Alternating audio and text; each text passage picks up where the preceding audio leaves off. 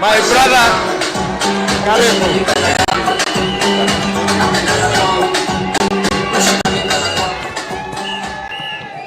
asante sana. Safina hoye! Safina hoye! Asanteni sana. Tafadhali ketini chini. My brother Jimmy Wanjigi and the Safina fraternity, I am here this afternoon to share with you this very important moment when you unveil this great Kenyan to compete in the next general election. My friend Jimmy, congratulations for the honor Safina has given to you by giving you their ticket to compete in the next general election. Pongezi sana. And welcome to the competition. Competition brings the best out of all of us. And my coming here this afternoon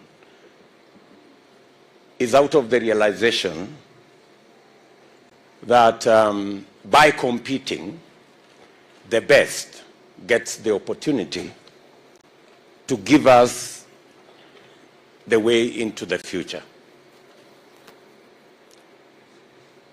We have had challenges in the past of competitors who do not believe in democracy. But as I witnessed this occasion this afternoon, I can confirm that Safina, having made huge contribution to the democratic space in our country, you have presented a candidate that believes in democracy. I take the opportunity this afternoon to congratulate Safina as a party, because you leave a trail of democratic gains in our country. Our democratic space would not be what it is were it not for men and women who belong to this party, who purposefully made huge sacrifices so that Kenya can be truly democratic. To Safina Party, pongezi sana. Congratulations. Let me say two things, one about Jimmy and one about your party leader. Your party leader, Paul Muite, when I was first elected in 1997, and I came to Parliament, I was 31 then, and I met Paul Muite in Parliament. And I remember a fundamental lesson Paul Muite taught me. He told me, young man, I see you are very enthusiastic about supporting your party.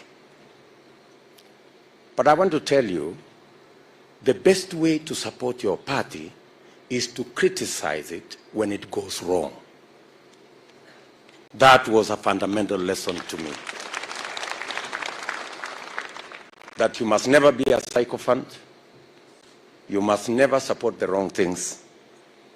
Then when time comes for you to say what is right, if your party is not doing the right thing, you should stand up and say so.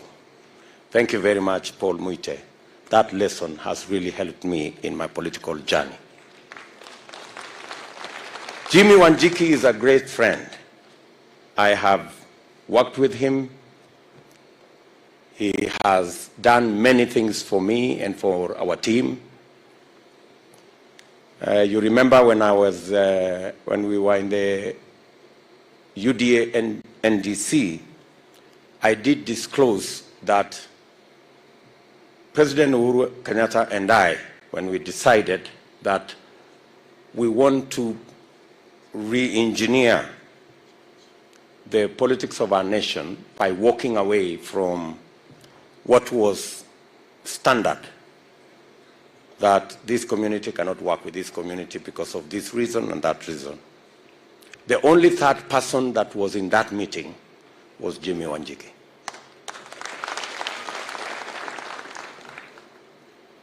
And I remember telling him in our NDC that he still keeps the original agreement signed between me and Uhuru Kenyatta. So I don't know when, Jimmy, you are going to deliver that so that I can keep it as a souvenir. But having said that, I have listened to Jimmy, and I have heard Safina, Fagia wote. And so I was asking Jimmy while seated there, this Fagia wote, there are some who are being swept out. I'm sure there are some who are being swept in. So in the process of Fagia wote, I hope you will sweep our competitors out and sweep all your friends in.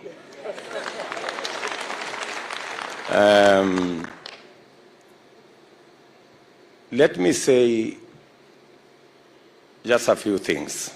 I have listened to the statement made by Jimmy Wanjigi, and one statement struck me, and that statement is about personalities versus the people. That is the statement that struck me. And that defines the moment where we are in the history of our nation. There is competition between personalities and personality cults and personality politics vis-a-vis the people and the institutions that facilitate the people to participate. There are two sides to this competition, and the clarity, the difference between the two sides to this competition is like the clarity between day and night. Our competitors believe this is a constitutional moment. We believe, together with Safina, that this is an economic moment in the history of our country.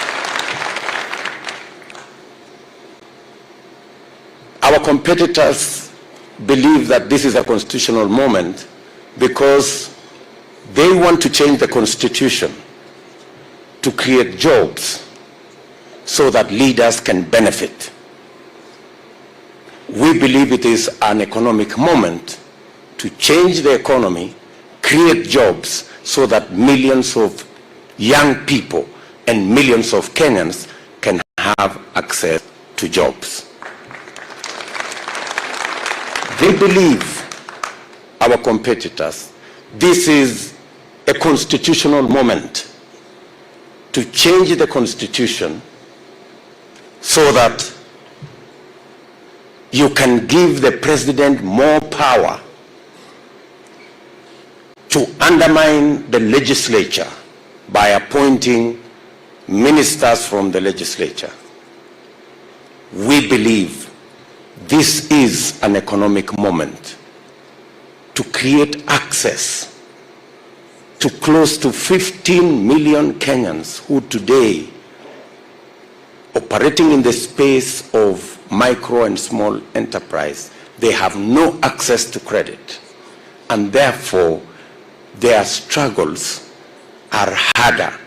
We believe changing the economy to create credit for millions of young people is not about leaders, it's about the people. They want to create an opportunity to benefit leaders, benefit members of parliament who already have jobs, to be appointed to be ministers. The dichotomy is as clear as day is night. They are looking for jobs for MPs, we are looking for credit for ordinary people the ones at the bottom of the pyramid. They believe this is an economic moment to create an ombudsman so that we can undermine the independence of the judiciary, which is the language of rulers and despots and dictators. We believe this is a moment, an economic moment, to create economic freedom so that every citizen can operate in a space that respects the rule of law. Good people, they believe and they have facilitated the corruption of the political system to merge the opposition and the government, creating an unaccountable system that promotes conflict of interest, that promotes state capture, that promotes corruption, and that benefits only the corrupt. We believe, as the people of Kenya, that proper political formations with clear checks and balances that respects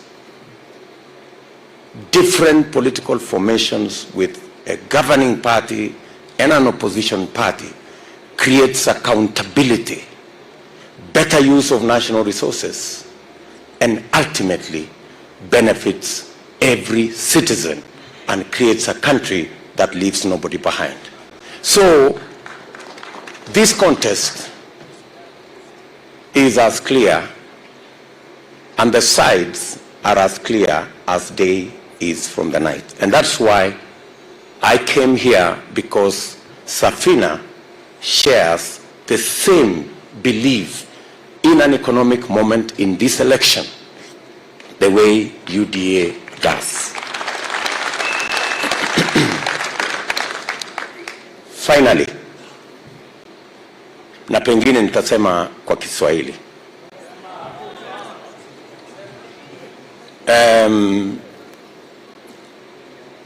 Tulijenga serikali na tumejenga reli, tukajenga barabara karibu kilomita 10,000, tukaunganisha stima watu 8.5 kufikia sasa, tukatengeneza technical training colleges, sasa tumefikisha 150 Kenya. Lakini mahali nimeketi leo, naamini serikali tunayotengeneza kwa mapenzi ya Mungu na wale wote ambao tunakubaliana ya kwamba wakati huu ni wakati wa uchumi, ni ile serikali ambayo itaweka pesa kwa mfuko ya mwananchi wa kawaida. Na njia ya kuweka pesa kwa mfuko ya mwananchi wa kawaida ni kuhakikisha kwamba wale vijana karibu 4 milioni, Jimmy amesema hapa watu 5 milioni plus, out of that 5 million, kati ya hawa wa Kenya ambao hawana ajira 5 milioni, 4 milioni ni vijana. Na njia ya kuweka pesa kwa mfuko ya hawa vijana ni kuwapangia ajira. Na ndio tumesema kupitia kwa kubadilisha uchumi, tunapanga kuweka pesa katika sekta ya housing, manufacturing, value addition, agro processing, ili tuhakikisha kwamba vijana wanapata ajira, tuweke pesa katika mifuko yao, wajisimamie, wasimamie familia zao na wajenge taifa letu. It doesn't matter how much you change the constitution, until you have a program to create jobs, you will never change this country. Tunasema ya kwamba njia ya kuweka pesa kwa mfuko ya mwananchi ni kuhakikisha ya kwamba kila biashara, biashara ya wale walio chini, micro and small enterprises, ambazo zina account for 80% ya wafanyabiashara wote Kenya, ambao leo wanaangaishwa na Fuliza na wanaangaishwa na Mashailok. Tuwe na credit system ambayo itawawezesha, badala ya kulipa 10% per day vile wanafanya saa hizi, walipe 10% per year kama makampuni zingine zote.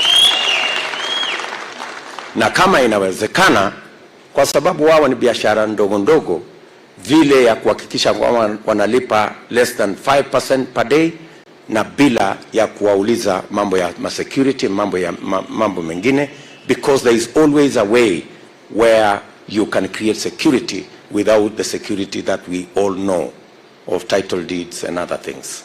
So I share this moment with Safina, and I want to ask the membership of this great party to work with us. As the party leader has said, we will work together going into the future, because we share in the vision of our country going into the future.